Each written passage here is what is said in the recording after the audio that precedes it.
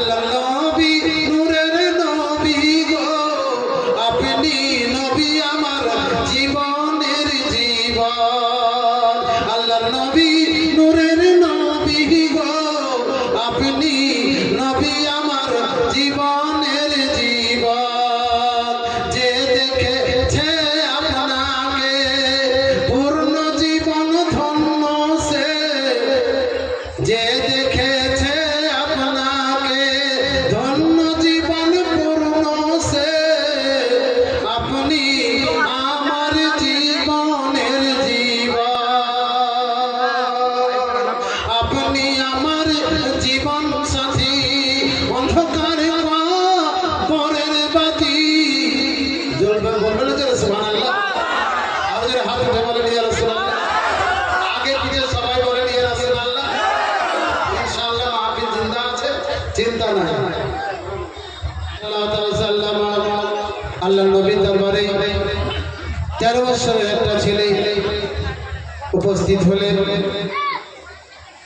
বললেন ইয়া রাসূলুল্লাহ ইয়া হাবিবাল্লাহ নবী গো আমি মুসলমান হব কলমা পড়ব নবী বললেন তুমি কলমা পড়বে বলে হ্যাঁ বলে বাবা তোমার নাম কি বললো আমার নাম হুযায়ফা 13 বছর বয়সে আল্লাহর নবীর হাতে হাত দিয়ে ইসলামকে ভালোবাসে ইসলামের সুশীতল ছায়ার নিচে ইসলাম গ্রহণ করলেন বললেন লা ইলাহা ইল্লাল্লাহ মুহাম্মাদুর রাসূলুল্লাহ কলমা পড়ে আল্লাহর নবীর গোলাম হয়ে গেলেন এই দুনিয়ার মানুষ ইসলামকে কত ভালোবেসেছিলেন জানেন যেদিন থেকে উনি ঈমান আনলেন সেই দিন থেকে জীবনে এক ওয়াক্তের নামাজও কাজা করেন নাই বেরাদারান ইসলাম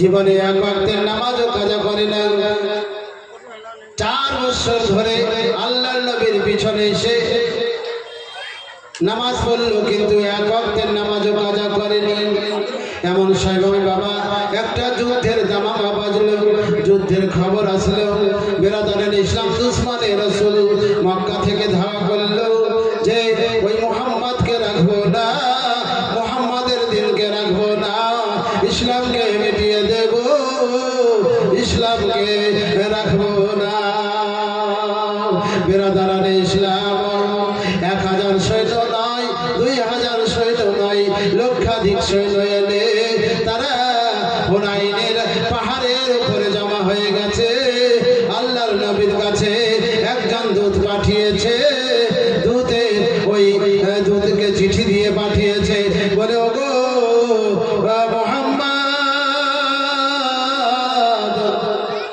সুবহানাল্লাহ 100 করে টাকা একজন 200 একজন আমার 100 দিয়েছে সুবহানাল্লাহ কবুল করো ওগো আল্লাহ রহিম রহমান আমিন আমিন আল্লাহ আমিন আমিন তাদেরকে কবুল করো রব্বুল আলামিন লক্ষাধিক সৈন্য হাজির আল্লাহর নবীকে পত্র পাঠিয়েছে যে যদি তুমি ইসলামকে বাঁচাতে চাও ইসলামকে যদি রাখতে চাও তাহলে যুদ্ধের জন্য তৈরি হও ইসলামের জন্য নবী কত কষ্ট করেছে না আল্লাহু আকবার বেরাদার ছোট ছোট ভাইরা আমার যে যা দিলেন করে দিলেন যে যা দিল আল্লাহ পাক ওনাদের দানকে কবুল করে নাও আমিন বেরাদারান ইসলাম অতএব যুদ্ধের যখন ডাঙ্গা বাজলো নবী আবার বললেন সাহাবীদের সঙ্গে পরামর্শ করলেন সাহাবীরা গো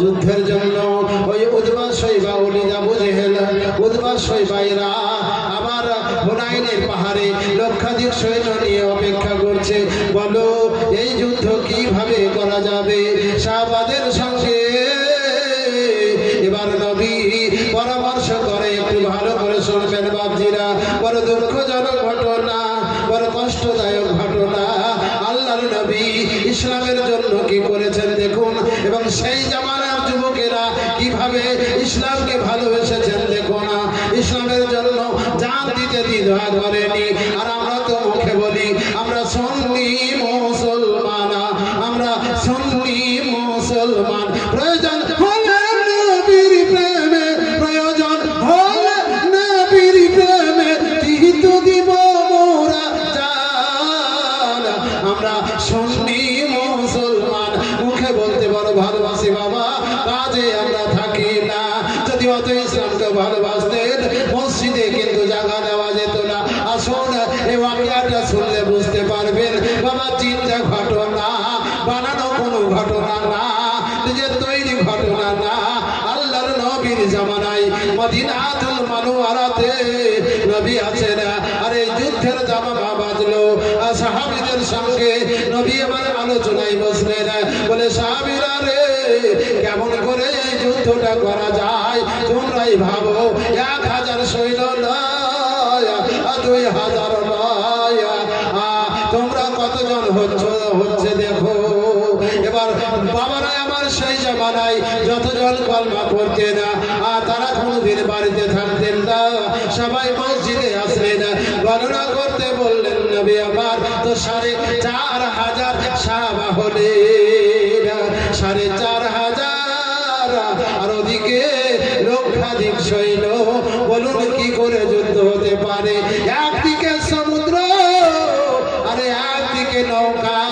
বলুন এই নৌকা কি সমুদ্রের সঙ্গে পারবে? পারবে না। তবে পারবে এরা ওই লাঠি লাদরা দেখে না, ওই মানুষ দেখে না, বরং ইমানের জোশ আছে। একজন ইমানদার 1000 বেঈমান চাইতে উত্তম। জোরে বলুন সুবহানাল্লাহ। সবাই একবার জোরে সুবহানাল্লাহ বলে মনটা ভালো করবে, বুঝতে পারবেন ইনশাআল্লাহ। বেরাদারান ইসলাম, অতএব বলছিলাম জানেন কি, আল্লাহর নবী বললেন সাহাবীরা তবে তৈরি হতে হবে। বলে ইয়া রাসূলুল্লাহ, আমরা রাত্রে বেলায় শুই আর চিন্তা করি কখন যুদ্ধের দামামা বাজবে, কখন যুদ্ধের খবর হবে। কেন গো নবী জানেন? বলে কেন বলো? বলে ইয়া রাসূলুল্লাহ, আপনি বলেছেন যুদ্ধে যদি কেউ ইসলামের জন্য মারা যাও তাহলে তোমরা শহীদের দরজা পাবে রে। আর যখন তুমি শহীদ হবে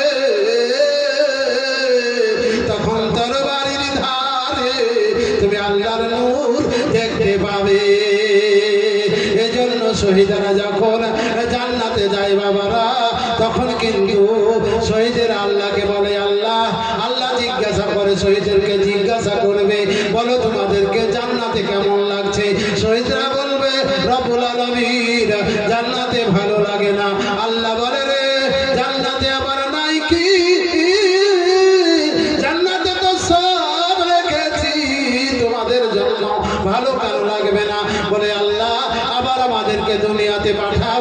ওই দুনিয়াতে পাঠাও শহীদের টাইমে যে ওই ধার তরবারির ধারে যে তোমার কুদরতি নূর দেখেছি, ওই নূরের মতো মজা জান্নাতেও পাওয়া যায় না। ভাইরা আমার, তাই তারা বলে ইয়া রাসূলুল্লাহ, এই জন্য আমরা যুদ্ধের জন্য অপেক্ষায় আছি, আমরা যুদ্ধ করব। আল্লাহর নবী বলে তবে তৈরি হয়ে যাও। আল্লাহর নবী বললেন তবে শোনো রে, আসরের নামাজ পড়ার পরে নবী ঘোষণা করলেন, শোনো রে, তোমাদের মধ্যে আমি একজনকে সেনাপতি করতে চাই। সাহাবীরা বললেন ইয়া রাসূলুল্লাহ, আপনি যাকে করবেন সেটাই আমরা শিরোধার্য। আল্লাহর নবী বললেন, আমি তোমাদের মধ্যে এই যুদ্ধের সেনাপতি হিসাবে প্রতিষ্ঠিত করলাম হযরতে হুযায়ফাকে। হযরতে হুযায়ফার বয়স তখন 17 বছর। 13 বছর বয়সে ঈমান এনেছে। 4 বছর নবীর সংস্পর্শে থাকলে আর 17 বছর বয়সে আল্লাহর নবী প্রধান সেনাপতি করে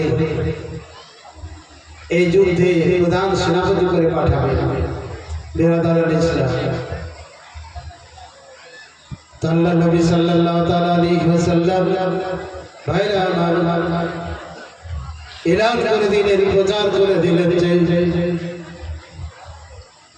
হুযায়ফাকে আমি এই যুদ্ধের সেনাপতি হিসাবে নিয়োগ করলাম। বাবা সবাই মেনে নিলেন। এবার হুযায়ফা হোজাইফাকে খোঁজাখুঁজি চলছে, বলে হোজাইফা তুমি কি এই মাহফিলে আছো, সমাজে আছো, কিন্তু হোজাইফার আওয়াজ পাওয়া যায় না। হোজাইফা কই, হোজাইফা কই? বাবা সবাই দেখছে হোজাইফা নাই। আল্লাহ নবী বলেন আজ পর্যন্ত ঈমান আনার পরে কোনোদিন তো আমার পিছন ছাড়া নামাজ পড়ে না, তবে আজকে কি হোজাইফা আসরের জামাতে আসে না? হোজাইফা তালাশ করা গেল, হোজাইফা কিন্তু নাই। বেরাদারান ইসলাম, আল্লাহ নবী বললেন ওরে তোমরা হোজাইফার বাড়িকে চেনো? বলে আবু উবাইদা সাহাবী রাসূল বললেন ইয়া রাসূলুল্লাহ গো, হোজাইফার বাড়ি আমি চিনি। নবী বললেন না আবু উবাইদা রে, তুমি তাড়াতাড়ি করে যাও। আর হোজাইফা আসরের জামাতে কেন থাকলো না? কোনো অসুস্থতা আর মধ্যে পড়লো কিনা জানি না। যাও হোজাইফার খোঁজটা নিয়ে এসো, তবে তুমি যাবে আর হোজাইফাকে জানিয়ে দেবে আমি এই যুদ্ধের তাকে সেনাপতি হিসাবে ঘোষণা করেছি। আল্লাহর নবী শুধু মুখে বললেন না গো, একটা পত্র লিখলেন, পত্রতে বিবরণটা লিখলেন নবী। লিখার পরে নবীর হাতে একটা আঙ্গুঠি থাকতো বেরাদারান ইসলাম, যে আঙ্গুঠিতে লেখা থাকতো লা ইলাহা ইল্লাল্লাহ মুহাম্মাদুর রাসূলুল্লাহ। কোন দূতকে যখন চিঠি পাঠাতেন নবী, তখন কিন্তু এই আঙ্গুঠিটাতে একটু কালি লাগিয়ে কাগজের স্ট্যাম্প মেরে দিতেন, বলুন সুবহানাল্লাহ। এতেই পরিচিত হয়ে যেত এটা নবী পাকের পত্র। আমার নবী পত্রটা দিলেন আবু উবাইদাকে, পত্র দিয়ে বললেন তুমি তাড়াতাড়ি করে চলে যাও, তাড়াতাড়ি করে চলে যাও। আবু উবাইদা ঘোড়ার উপরে চেপে এবার চললেন বাবারা পাহাড়ের গর্তের, পাহাড়ের নিচে একদম বাবা পাহাড়ের ধারে ছোট্ট একটা ঘর, পাথর দিয়ে সাজানো ঘর রয়েছে, দরজাটা লাগা রয়েছে। আবু উবাইদা দরজার কাছে গিয়ে দাঁড়িয়ে গেলেন গো, দরজার কাছে গিয়ে বলে আসসালামু আলাইকা ইয়া আহলাল বাইত। ওগো ঘরে কে আছো? ঘর থেকে কোনো আওয়াজ আসে না, ঘর থেকে কোনো খবর আসে না, কেউ দরজা খুলে না। আবু উবাইদা আবার আওয়াজ দিলেন, জোরে করে আওয়াজ দিয়ে বললেন আসসালামু আলাইকা ইয়া আহলাল বাইত। ঘর থেকে কোনো আওয়াজ আসে না। 2-5 মিনিট থাকার পরে চিন্তা করছেন তবে কি হোজাইফা ঘরের মধ্যে নাই, ঘরের বাইরে কোথাও চলে গেছে, তার ঘরের মধ্যে কি কেউ নাই? বাবা 5 মিনিট থাকা